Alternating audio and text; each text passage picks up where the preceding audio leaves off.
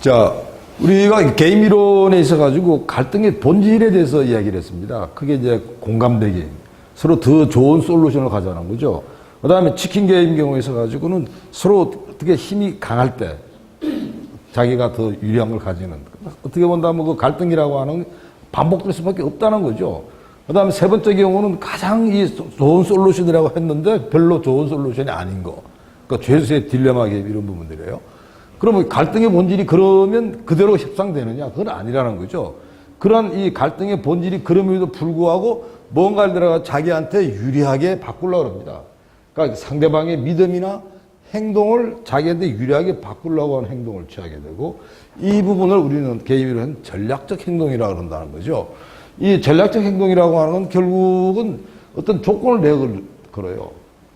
예를 들어 위협을 가한다든지 그 다음에 약속을 한다든지 그래서 이 조건이 있느냐 없느냐의 문제 그 다음에 가장 중요한 부분은 이런 조건 위협이나 약속에 대해서 그걸 신뢰할 수 있느냐의 어떤 문제가 어떻게 본다라면 이 갈등의 본질은 존재한다 하더라도 그걸 자기한테 유리하게 바꾸는데 동원이 되는 겁니다. 그래서 이걸 우리가 이론적으로는 지금까지 우리가 이 매트릭스를 통해 가지고 동시 선택을 했는데 이제 순차 선택을 해 가지고 바꿀 수 있을 것 같고요. 그 다음에 한국 GM 경우는 우리가 지난 시간에 기본적으로 우리가 치킨 게임 이런 형식으로 이야기했었죠. 그죠? 두 번째 형태로 했을 겁니다. 자, 이런 경우에 이 한국 GM이 이제 철수하는 문제에 관련돼 가지고 갈등이 있는데 이때 이게 GM 경우에 있어 가지고는 어떻게 본다라면 뭐 전략적 행동을 취할 수 있어요. 뭐 노동자비 취할 수도 있지만 그다음에 GM 경우에 있어 가지고 GM은 둘 중에 하나일 겁니다. 철수 그냥 강행할 것인지 아니면 그냥 현 상태로 유지를 할 것인지의 문제고 그 다음에 그냥 유지를 해버리게 되면 노동조합이 뭐 특별한 그게 없으니까 여기서 끝. 그러나 GM이 예를 들어 가지고 철수를 강행한 경우에 노동조합이 둘 중에 하나죠. 철수하는 걸 그대로 받아들일 것인지 아니면 철수한 데 대해서 파업으로 맞불을 할 것인지 어떤 그런 문제입니다.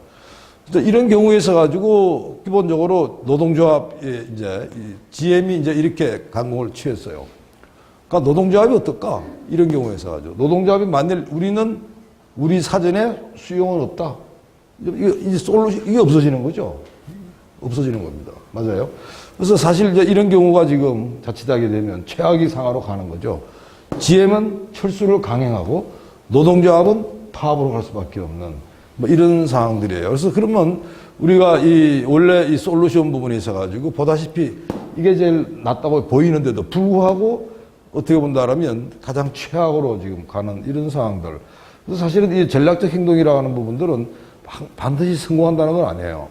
이 전략적 행동을 통해 가지고 자기한테 유리하게는 가려고 하지만 그러나 그게 성공하느냐 안 하냐 부분에서 가지고는 어떤 전략을 취하냐에 따라 다르다. 그 다음에 우리가 이 갈등의 본질 이야기를 하면서 예를 들어 가지고 죄수의 딜레마 게임 같은 경우 가장 머리를 잘 썼는데도 불구하고 둘 다 손해를 본다든지 그 다음에 끊임없이 서로 이렇게 갈등이 반복된다든지 하는 이런 부분들을 봤을 때 그게 어떻게 본다라면 더 우리의 어떤 사람들한테는 주목을 받는 이런 부분들이죠. 근데 대부분 이제 그런 경우에 있어 가지고 벼랑 끝 합의라고 하는 말을 많이 써요. 이 벼랑 끝 합의는 특히 우리나라에서 신문에서 보게 되면 뭐 북한이 벼랑 끝 합의를 한다. 또 심한 경우에는 뭐 웬만한 데 벼랑 끝 합의를 하는데 이 벼랑 끝 합의라고 하는 부분도 사실은 이 게임 이론에서 나오는 그런 부분들이에요. 이 개념은 뭐냐라면 무지하게 중요한 부분이 이 부분입니다. 지금 대부분의 사람들이 혼돈을 하고 있는 게 그러니까 이 벼랑 끝 합의라고 하는 거는요. 대전제가 되는 거는 뭐냐라면 상대방한테만 위험한 게 아니고 자신도 굉장히 위험하다는 겁니다. 그러니까 자기도 어마어마한 위험 부담을 지고 이 전략적 행동을 취하는 거죠. 어떻게 본다라면 자신도 손실을 입을 수 있고 바로 이것 때문에 자신도 위험하기 때문에 벼랑 끝 상황에서 상대방한테 어떤 양보를 요구하는 이거를 우리가 이 벼랑 끝 합의라고 그래요. 그럼 이게 벼랑 끝 합의가 그럼 다 성공하느냐? 아니죠. 그러니까 벼랑 끝 합의에서 가지고 많은 경우에는 아까 우리 위협이라고 그랬지만 위협 말고 음포라는 게 있습니다. 블라핑. 이 블라핑 같은 경우에서 가지고는 실제로 하지는 않는데 금방 막 주는 거죠. 가령 이제 그런 부분도 많이 존재하기 때문에 사실은 벼랑 끝 합의가 가장 이제 그한 부분들은 진짜 상대방도 본인도 위험한 거야? 이런 부분들이 같이 뒤따르는 겁니다. 그래서 이 벼랑끝 합의 성공 조건 경우는 대략 두 가지.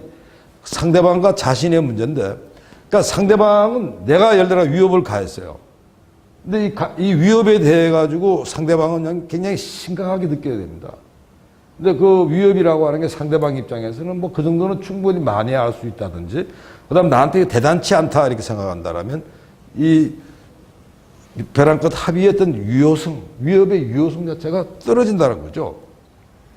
그 다음 두 번째는 상대방이 굉장히 심각하게 받아들이고 아주 그냥 이거를 피하고 싶어 하지만 문제는 상대방이 도저히 따라갈 수가 없어요. 아예 상대방 완전히 그냥 포기하고 나는 그냥 내 길 가버리겠다. 그러면 이 벼랑끝 합의는 실패로 돌아갑니다. 그러니까 상대방은 굉장히 자기한테 위험으로 다가온 걸 느끼면서 그게 대해 가지고 뭔가 바꾸도록 만들어야 되는 거죠. 너무 지나치게 나가버리면 어떻게 될까요? 상대방은 아예 포기해버린다는 겁니다. 그 다음 두 번째, 이 자기 자신의 어떤 문제인데, 이 자신이 이 위협을 가해놓고 그 위협을 자기가 통제할 수 없는 그런 상황들. 통제할 수 없다면 사실은 그때부터는 어떻게 본다면 하나의 어떤 무기로서 어떤 실효성은 사라진 겁니다. 자기가 통제를 할 수 있어야 된다는 거죠.